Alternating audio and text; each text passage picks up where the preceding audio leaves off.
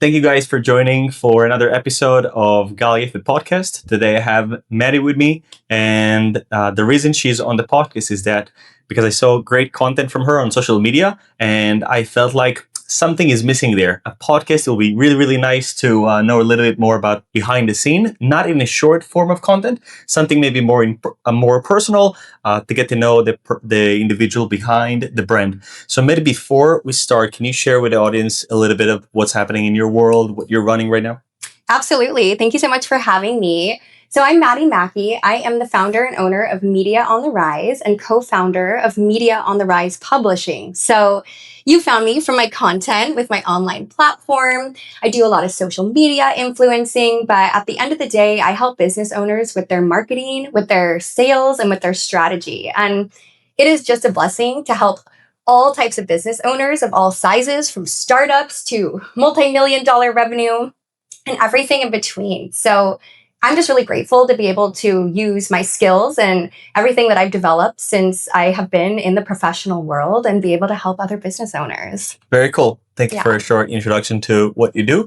And to share with the audience, they already saw from the first episode that kind of like how we're going to take it. We're going to go from the upbringing section to teenage years, early 20s, and then the time that you found, what you want to do with your career and the things that you're doing right now and what's going to happen in the future and how to stay in touch. So we're going into early years. So I want to say between first memory to maybe like 5 to 7 years old, maybe you can share with us a little bit of your upbringing, thing that shaped a little bit of who you are potentially today. First in our family, because we have a lot of remarriage, which means we have extra grandparents and extra siblings and step siblings and stuff. Me and my co-parent are on very good terms. And so I'm so grateful for that. That took a lot of work. And if you're someone that isn't in that stage or feels like you might never be able to be in that stage, that is a very real feeling. And so I just want to hold space for that and know that you can totally make it without your co-parent being involved if that is not your reality. And if there are ways that you are hoping to heal, know that we went from a very difficult situation to what is now like spending the night on an air mattress at each other's houses for Christmas Eve, like making sure we wake up in the same house on her birthday. And these are things I know some minds are like stretching to hear. Yep. These are things that I have received a lot of judgment and backlash on. And a lot of like, oh, it's so easy. It's not easy. Okay. It's not easy to date when you have your co-parents spending it. It's not easy to have certain things like happen when you're doing life this way, but when your child's your first priority, you'll do whatever it takes. And don't be afraid to ask family and friends for help. I always ask people and say, hey, it's totally fine if you say no, but any chance you can cover this for me or you pick her up, no pressure. I even tell people I'm sending this to a few people so they know I didn't just put all the weight on you. God, I wouldn't want that, But then every once in a while, someone is able to help and someone does say yes, or my mom or grandma or whatever, like helps out. And then that's my time where I go to the gym or I buy myself a little buffer or I hire a nanny, which I make an investment. But then that couple hours I pay the nanny, I'm going to be really smart with how I use it, right? I'm not going to be messing around. I'm not going to be wasting that time. I'm going to be as efficient as possible. So you have to create your own reality. And unfortunately, nobody is going to come and like save us. But instead of being saved, right, we can come in with this approach of, hey, like I need help. This is how you can help me. Is there anyone in my community who can help? And there's a funny story I want to share. When I first moved out of from my daughter's dad, when we first separated, it was pretty early on. And I got my own place. That was scary, right? That's like a big deal. I was like, what the hell am I doing here? It's not just you, like you hold it. I was a little bit, and I was like heartbroken. I was in this like horrible like mindset. Wow. And I didn't have enough for the deposit.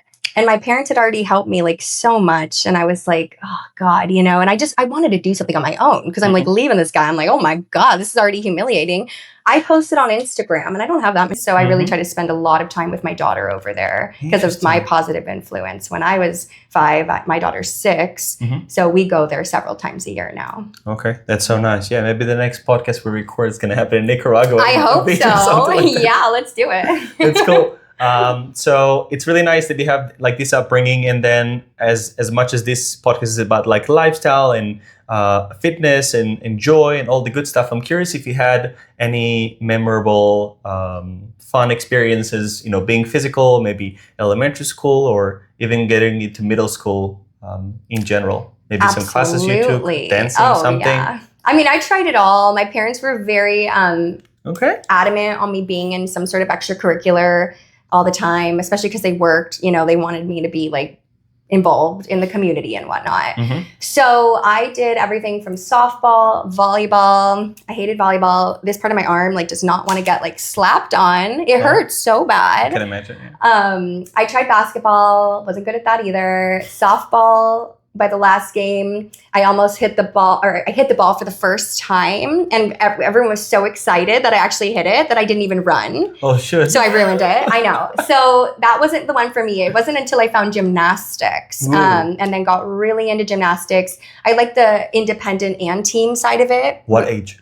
Let's see. I probably did it from really young, child gymnastics, but around middle school is when I started being on, teams and going twice a week and being very adamant about it. Wow. Mm-hmm. Okay. Because did I miss any content of you doing gymnastics or? You probably didn't follow me back then because right before I had my daughter, so she just turned 6. So probably 8 years ago, I was a gymnastics coach. I would always post videos of me, when the kids weren't there, flipping on all the, trampolines and stuff. So here in San Diego. This was actually in Sonoma County. Oh. I lived over there, went to college over there, and then moved back here once I had my daughter. Wow. So you had a balance of some gymnastics and some wine tasting? Yes, absolutely. A little Napa exploration. Okay. That's so cool. Wow. Yeah. Gymnastic coach in your background. Mm-hmm. Okay. And as besides gymnastics, closer to your 20s, is there any other physical activity that you did?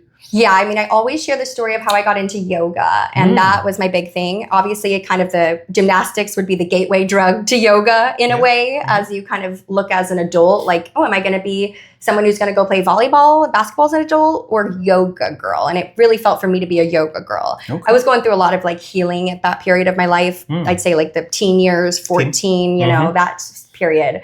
So my dad showed me core power yoga, which I'm sure many of us are familiar of. Of course, yeah. And he did it more for just processing my anger and all this energy I had at that hormonal years and stuff. Mm-hmm. And then I ended up just really loving it. I ended up going and getting multiple yoga certifications and having, before this career, a whole career in the yoga world. What? Yeah. Okay. That was overlapping with the gymnastics teacher time. Got it. Okay. Mm-hmm. Can you share a little bit about that process, both getting being a gymnastic coach and being a yoga instructor, I would say, yoga teacher? Yeah. The coaching for gymnastics was so fun because it was with kids. Okay. And so then I thought, I'm going to be a yoga teacher, right? And I'll probably work with adults. That's what I assumed. Mm-hmm. But I actually ended up having a really, really beautiful transformation happen with that career. And almost immediately after my first certification for yoga, I'm thinking okay, what am I going to make $30 at Anytime Fitness forever? That's not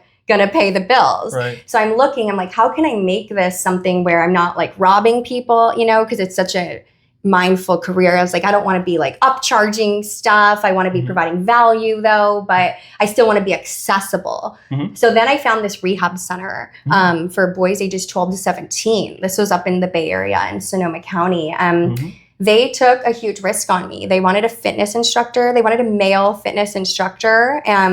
To do weightlifting with all the boys who had just come out of juvenile hall and come to this rehab center. Mm-hmm. And I came in and I was okay, I'm not a man. I'm a young woman, closer to age to these 12 to 17-year-old boys than any of the other staff. Okay. And I teach yoga. I'm not even teaching weightlifting. So I was will you guys take a chance on me? Most of the staff were a hard no, but this one woman really believed in it and convinced the main guy to give me a shot.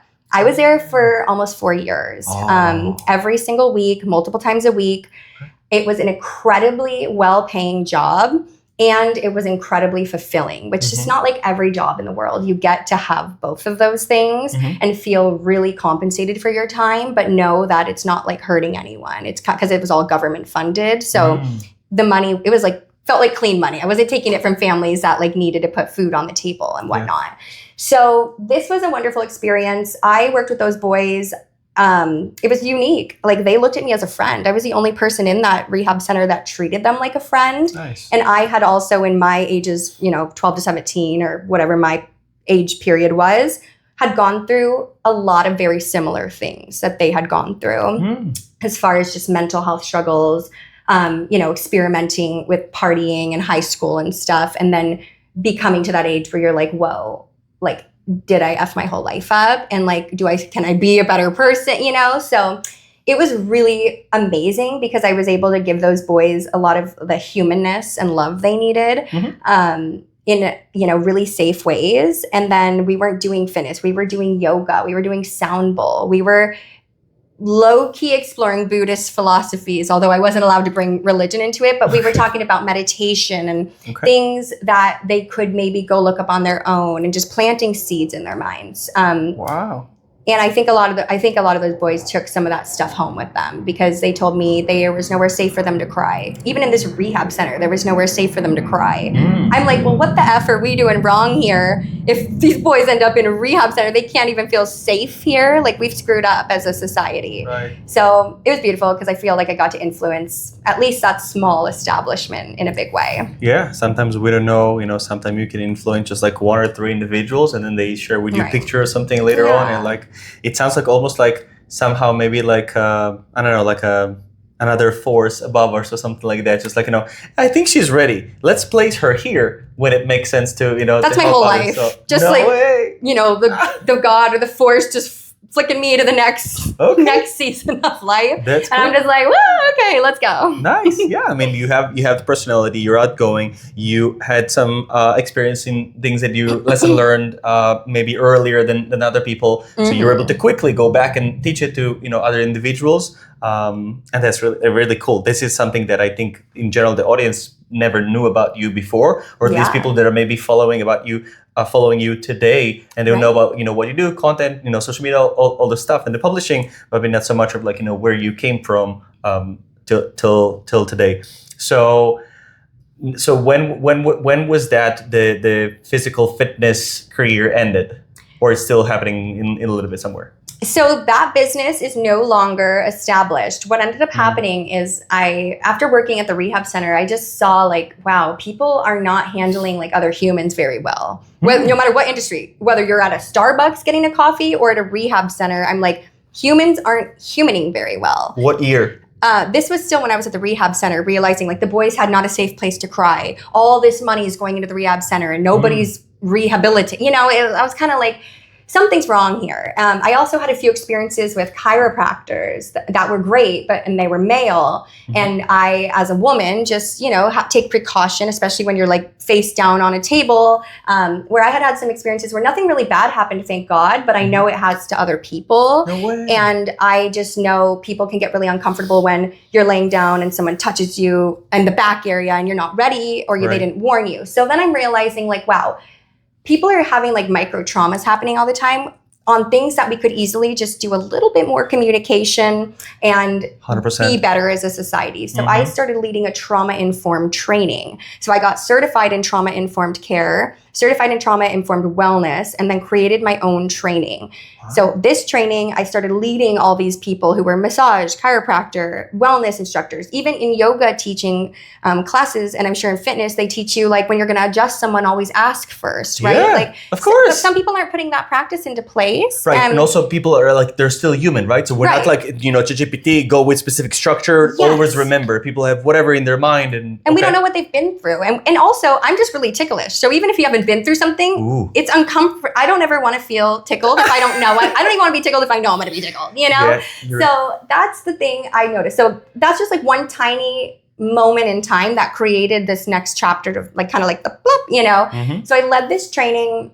Everybody loved it. I was doing some freelance social media work for a couple random people that I actually still work with now. And this is where it started?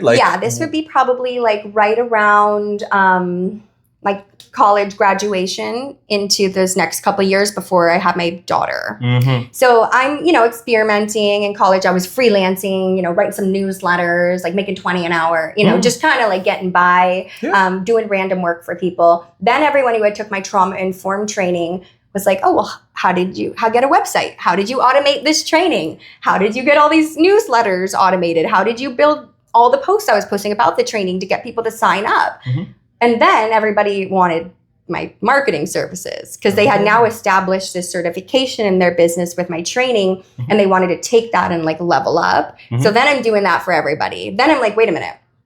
I have a scalable model right here. This is right around the time I got pregnant now, so this has been developing. I've been doing a lot of work. Help us with what was your age at the time? 24 now. 24, getting pregnant at 24 with my daughter.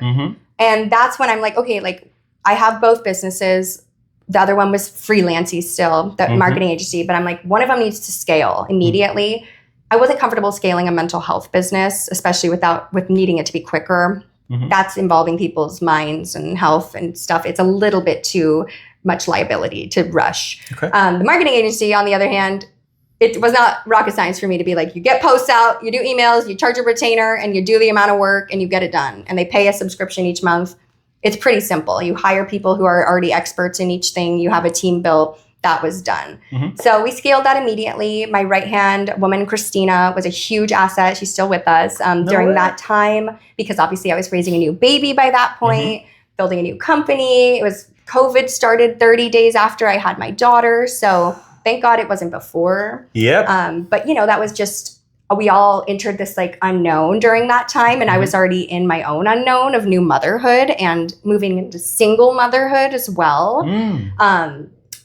Quick question on Christina or Christina? Christina. Is Christina is showing up in part of your content? Like, do we see her or not so much? Not so much. She is our back end girl. So she shows up in content because she's also one of our clients with the publishing company. And that's one of the things I love about our business is how many people have worked for me or been my client who then transitioned either into a client and working for me the opposite way. It's happened several times with several of my companies because people work for me. They see the integrity. They see that we're not ripping people off. We're not doing dirty work over here and that we do good work.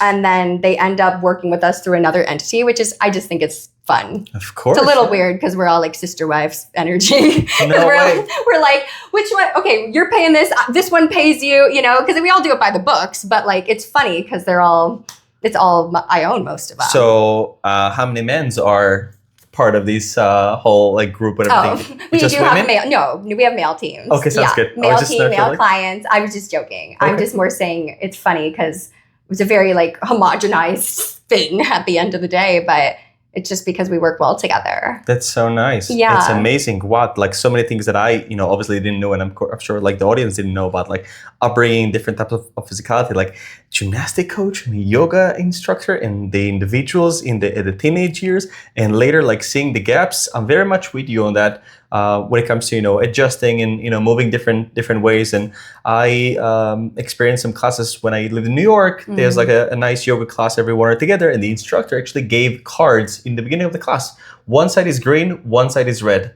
And if you want to be helped, you keep it on green on your mat. And if it's red, you don't get help. You just by yourself, unless you're like going to risk yourself and someone's going to say like, hey, it's a little bit too much, even if you don't want the help. So I think that could be really nice. I've never experienced myself any discomfort of like touch, but I will appreciate that if the professional will ask me in advance, hey, this is what's going to happen. Like, do you have any one of those things? Like as a trainer, right, I ask people, like, do you have any injuries, limitation, things that are coming up that I should be aware of? And then they show me right away.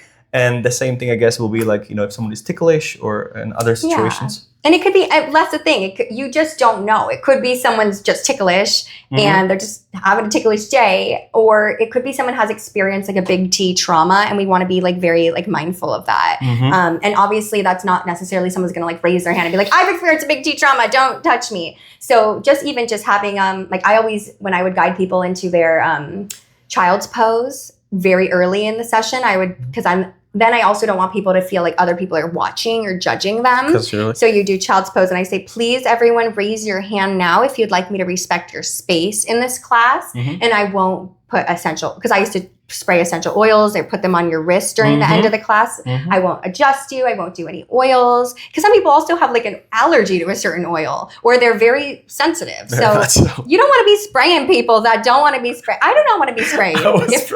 I'm like, what is like, you know, just it's I thought it was common sense, which is why I started the training. Because it very quickly in the wellness industry appeared to me that this, in fact, was not common sense, unfortunately. Yeah, some people just like, they're like, I'm the best, you know, my practice is like the best. It will help you no matter what and stuff like that. And they don't consider the other person. It's like, yeah, I have the best steak for you. Sorry, I'm vegan. It's like, obviously, right? Like, you know your audience. But that's, you know, I think, like you said, it's an issue that we see in different industries. You can call it like from dentist to or orthopedic, you know, surgeon and even like the baristas in the coffee shop. So well, even in marketing, for example, like when I mic people up, I could just grab your shirt and put a mic on you, but that would be really aggressive. Right. So and sometimes we have wired mics that need to go up under the shirt. So if you're with a woman or a man or whatever the case is, you're in a public space, you want everyone to feel comfortable. I'm like, hey, so the end goal is that this goes up your shirt and comes out the other way. Do you want me to feed it up and you reach in and grab it?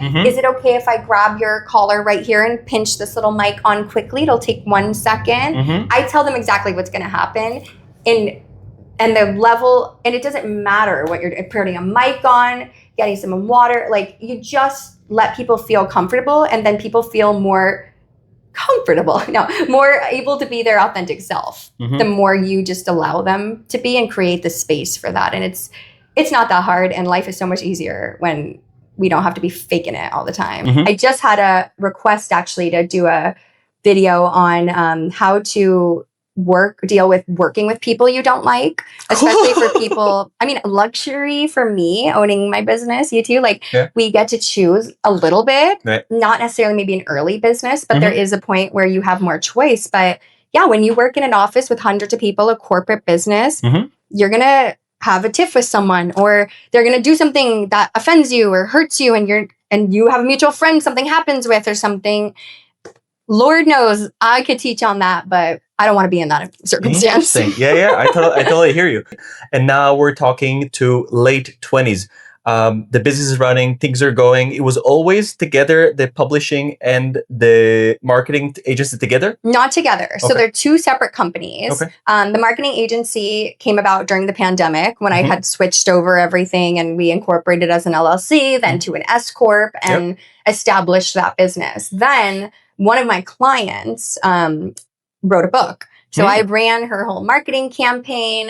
We did the work with the publisher. You know, we went through all that. I knew nothing about publishing a book. I knew that, you know, someone writes it, someone edits it, and then you do all this like expensive shit to get it to like a book, and then you Amazon it, or then you print it, and it costs a lot of money. All I knew is that everyone's always complaining about, my manuscript, my edit, that's all you ever hear in publishing. So then I'm like, it'd be fun to start a publishing company knowing absolutely nothing. So me and my author, Frederica, she is an experienced author, writer, experienced editor, published in multiple ways. So we realized that there weren't a lot of publishing companies that were actually true and authentically helping with the marketing. It reminded me a lot of like when you go and get your real estate license. You get this real estate license and then people think they're going to get $1 million listing in San Diego. Like, what planet are you living on? Right. That's not how it works. You have to join a brokerage. You have to build trust and get people to actually trust you with the biggest investment of their entire life. Yep. So with the publishing company, I'm like, me and Frederica come together. She's got all the brains for the editing side. I've got the brains for the marketing side. I had already successfully launched her full Barnes & Noble book tour, a California book tour where we stopped at like 6 Barnes & Nobles along the way, sold books through that, ran a whole online platform, got her into KDP Publishers, changed from the old publishing company to our moving her book over to ours. So I was like, I made one ISBN number, right? I could start a publishing company. And you know that meme where it's like, how hard is it? Like, or whatever. That's how I felt. I'm like, how hard could it be? So now, fast forward to today, 2026, we have several books published. We have multiple books in manuscript and editing that will be published the end of this year. Took us a couple of years to really get the business off the ground, but it is definitely off the ground. We've got a whole team, and books are being published as we speak. So, wow. And I still feel like I have no idea what I'm doing, but I But clearly do it. Yeah, I don't even know. I just Google it. I'm just kidding. I can imagine. So then now they're both operating the publishing company, next to the agency. Mhm. They're not together, just like parallel next to theirs. You're operating both of them. Yes, it is weird that they have the same name, but okay. we just did it that way. Media on the Rise and then Media on the Rise Publishing makes for a nightmare in the accounting conversations. Sometimes I'm like, no, that's the LLC, that's that, But it's all part of the fun. And at the end of the day, that company does have a co-owner, Frederica and I. So we did incorporate that one separately. Mm-hmm. Otherwise, we can get a whole tax conversation, but we don't need to. Otherwise, it would have had to be a DBA, and I would have owned more of it. And we really wanted to go in with a fair shot. Also, sometimes it's nice to have separate companies because we can keep all of our finances separate.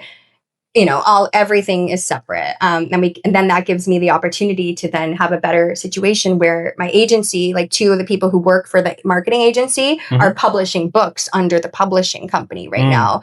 And there's not any yucky crossover. Okay. Because I like to keep my side of the street clean, Makes sense.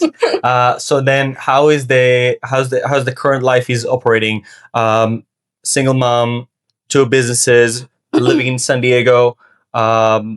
What's currently happening? What's exciting about now? What's exciting that happening in the future beside the list of books that are going to publish later this year? Yeah, so definitely taking on some really great roles recently. I've been really working on my CMO and fractional CMO positionings as the marketing agency grows.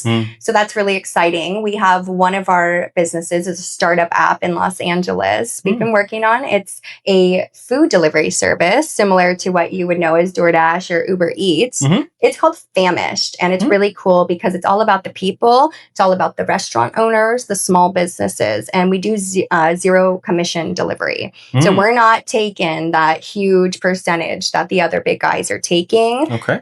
We actually created a whole app and system to really allow this to function. We have built partnerships with cities in Los Angeles, for example, Glendale, and are working on some other pretty large partnerships to be establishing Famished in more cities, including LA and San Diego. Wow. Yeah. So how many balls do you juggle at this point? Like one company, second company, app in LA, what more?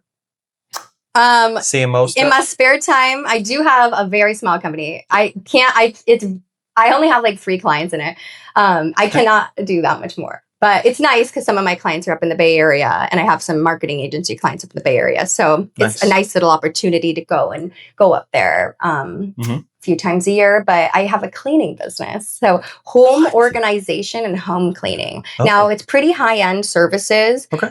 They're going to be a little bit more pricey than what you would just have like a house cleaner do. But that's because what I do is even, I'd say, like more in-depth than like a deep clean. Wow. I am like the kind of person, I have OCD. So I'm like the person that will like get behind like all these little on the chair, like the sides, like where the dust goes behind the fridge. Like who the fuck pulls the fridge out and does that? Me, because nobody else does. I'll tell you. I know. Yeah. And so I have a few people that I still work with. I don't often take new clients for this business because how could I with what time? Right. But the thing about this business is it's grown.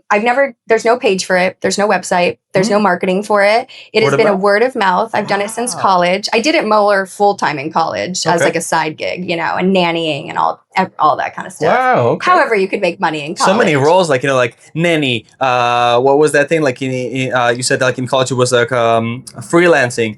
And gymnastic coach, yoga, trauma, training other people on being better humans, right. Marketing agency, publishing. And I forgot company. to tell you, my degree is in earth science and geology, and my minor's in paleontology. So I spent majority of my college years like learning about the earth, the cycles, like very science heavy information. Okay. And then decided to get my minor in paleontology because I don't know, it was just kind of cool. Very cool. I was already there. So much. That's so nice. Yeah. How do you enjoy yourself in San Diego? When I your love spare it. time, when you're not doing everything, juggling? I go to the gym a lot. So Nice. gym's a big thing for me, and Mhm. fitness and wellness has always been a big part of my life. Mhm. So especially as I've gotten older, I've gotten really into weightlifting, the creatine, take my creatine gummies. Okay. But seriously, they're not just for like getting big. There are so many health benefits to these things that they're researching and coming out with, especially for women's hormones, aging hormones and things like that. Mhm. That are just more than just for fitness. They're just for mental health and brain fog and, Mhm. and body clarity. So fitness is a huge thing. I have a lot of friends I work out with. I have really spent the last year investing in my female friendships, especially as a mom and someone as busy as me, Mhm. and someone who I have pretty high standards, and I'm not sorry about it, and I've had to let a lot of people go in my life because Amazing. they don't show up, they don't communicate, they don't even call to cancel, they cancel last minute, things like that, where I'm just like, Mhm.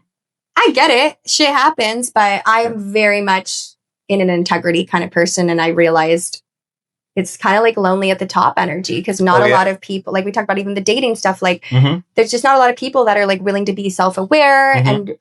and do that work and understand how they're affecting others, but also staying in integrity with their own selves and boundaries and not becoming small for others. Mhm. And I don't know. It's been tough, but this past year has been amazing. I built this incredible group of women.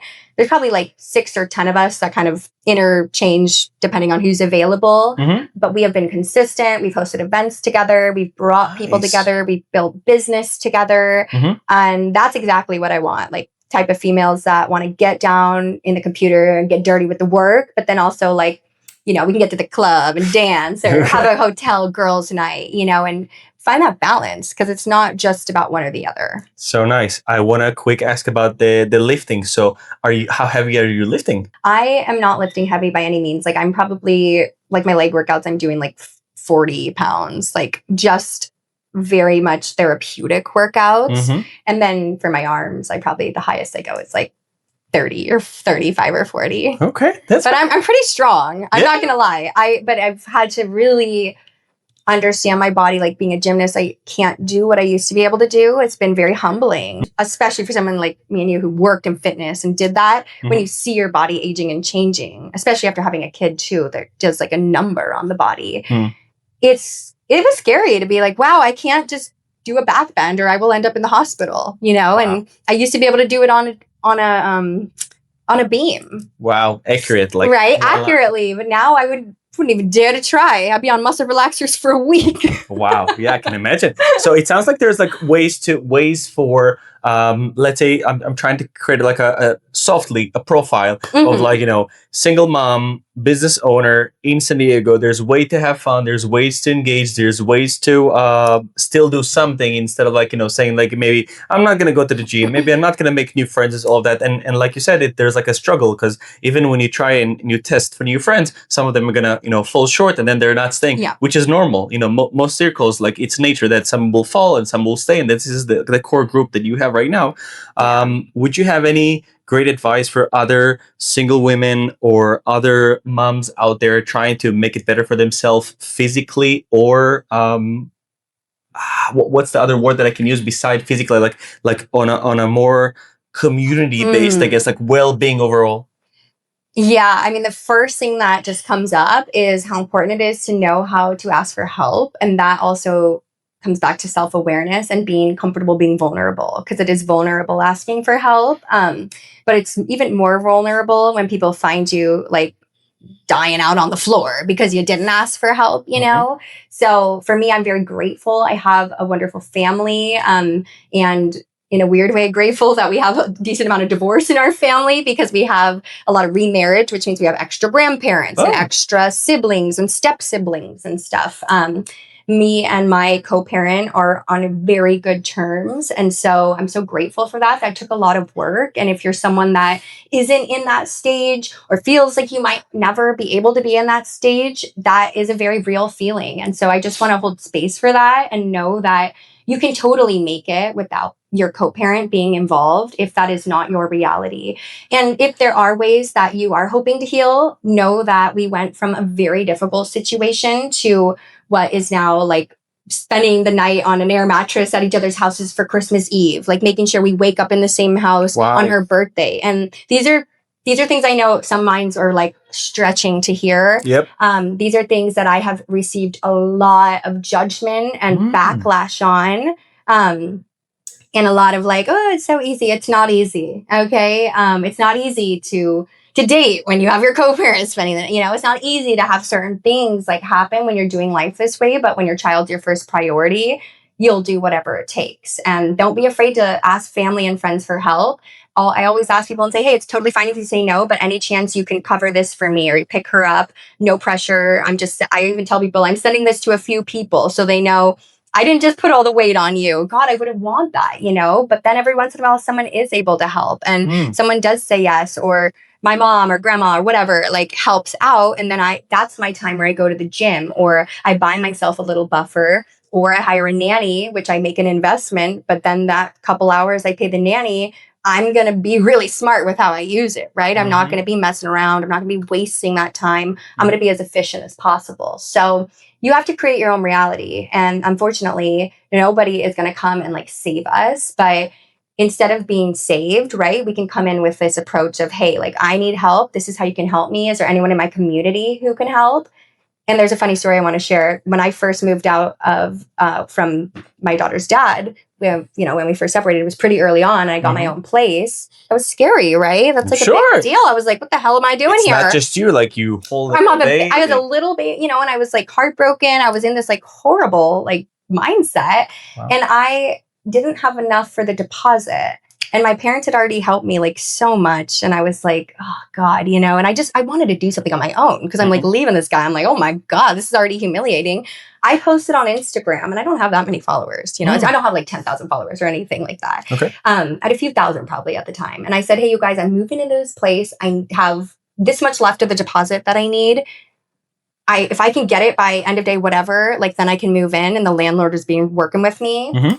These people from $1 to $100, whatever they sent, everyone just contributed. I had that money by the end of the day. Where did you publish this Instagram? Just like to my friend, like not even close friends, like just to the community. And I just put my Venmo. I said, this is a vulnerable post. Holy F, I can't believe I'm doing this, but this is what I need to make this happen. And all of those people like made that possible for me. And there's like no way I could ever thank them, and all I can do is pay it forward. So when people need something or I see someone in need, I do what I can. And if we all just do a little bit of that, we're all gonna be okay. That's so cool. Like you're just like, I just need like, a hand, and people just like, we got you. And like, and it was like probably like $500. It wasn't like that much, but I was like, God, if we all just give like 20 right now. Yeah. And then if anyone's ever in a situation where it's like they all need someone to give 20 or like a GoFundMe or something happens, I'm like, here's my 20. Because we're all just passing around the same 20. Right. It's like when you buy your friend lunch. You're just passing back the same 20 pretty much. 100%. Yeah. But sometimes, as at least in my experience, meeting very different people in different places around the world, people come from different backgrounds, different perspectives. When I got trained in sales, I learned something that called head trash. You see maybe things that our parents told us and we got, still stuck in our mind and we're not letting go. So people might be like really short on money, not want to like spend it much. Or some people might spend it too much because all they saw is like their parents spending, but maybe not money they actually earned. So it's like, it's a whole combination of things. And it's amazing that people helped, and it's amazing that things got better. What's next? What's happening in the future for you? What are you planning? Because, everything and nothing is like, certain, but like for some things that you would like to have in the upcoming years? Yeah. So I'm really excited because we're launching our Costa Rica retreats. So it's called Creative Calling. And I've been going to Costa Rica and Nicaragua for so long that a lot of people when I'm there are like, I want to come, but they don't have a, good enough reason or got to fit it in the budget. I get it. So I'm like, well, what if it was a write-off? What if it was a business retreat? What if we could play and have fun at the same time while still meeting IRS business retreat requirement hours documented, Nice. And so I created that.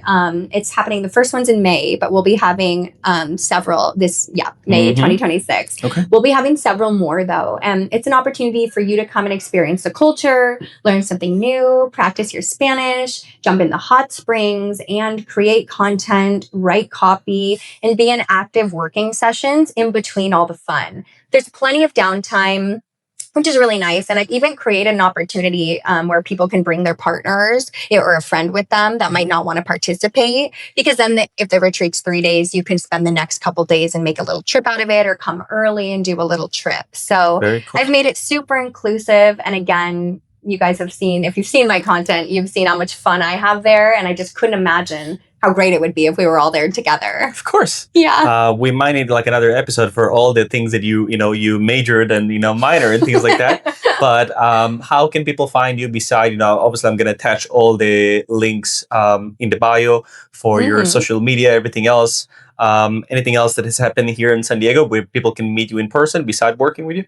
Well, every once in a while, we have office hours. So office hours are where you can come into my office with me and we work together. Think of me as your CMO for the 3-hour period where you can ask me questions, lean on me. I'll get up on the whiteboard and start kind of helping you plan things out. That's a really low investment offer as well. If you kind of want to come and date media on the rise, you get to know us before making any sort of bigger commitment. And then I have a lot of fun on Instagram on my personal page, Maddie MM, MADDIEMM.